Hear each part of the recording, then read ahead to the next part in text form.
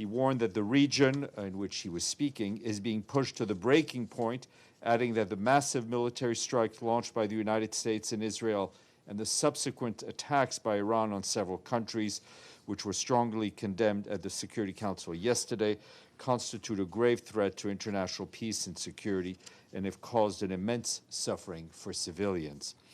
The Secretary General stressed that de-escalation and dialogue are the only way forward, urging all parties to cease hostilities, uphold international law, protect civilians, and return immediately to the negotiating table. The situation in the Middle East, our humanitarian colleagues, the region is home to some of the largest numbers of people in need of humanitarian assistance globally. The recent escalation risks deepening civilian suffering and causing further damage to already fragile civilian infrastructure. According to UNHCR, more than 4.1 million people have been internally displaced in Afghanistan, Iran, Lebanon, and Pakistan since the beginning of the escalation. Additionally, some 117,000 people have sought refuge in another country. It's important to note that these numbers are based on data provided to us by authorities. We and our humanitarian partners are continuing to provide humanitarian aid to people impacted across several countries and remain ready to ramp up our response in support of national authorities where needed. The UN, and just on Iran alone, our colleagues at UNHCR is telling us that between 600,000 and 1 million Iranian households are now temporarily displaced inside their country as a result of the ongoing conflict. This is a preliminary assessment, and that adds up to about 3.2 million people. UNHCR says most of them are reportedly fleeing from Tehran and other major and urban areas towards the north of the country and rural areas to seek safety. They said this figure is likely to continue to rise as hostilities persist, adding that, as you can imagine, it will just add yet another level of humanitarian needs. Also affected are refugee families hosted in Iran. Most of them are Afghans who are particularly vulnerable given their already precarious situation and limited support networks.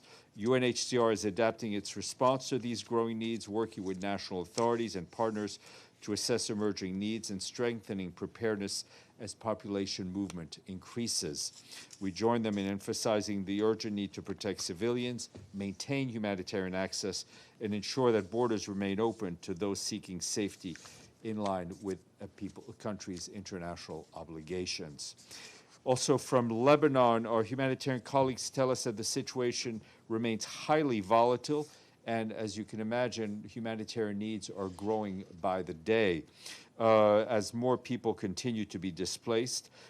Government figures in Lebanon estimate that more than 816,000 human beings have registered themselves as displaced, including, that number includes about 285,000 children.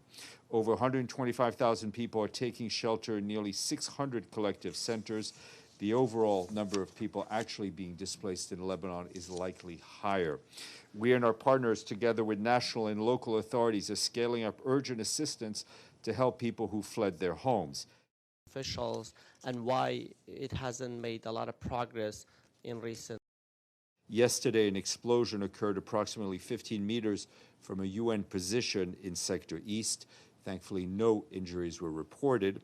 Regarding the March 6th incident that saw in which 3 Ghanaian peacekeepers were injured, our own investigation is underway, and it will take some time. The injured peacekeepers, as you know, are recovering, including one who was sent for further medical treatment in a hospital in Beirut. We continue to stress the obligations of all sides to ensure the safety and security of UN personnel and guarantee that civilians across the blue line and UN premises should never be targeted. If you don't mind,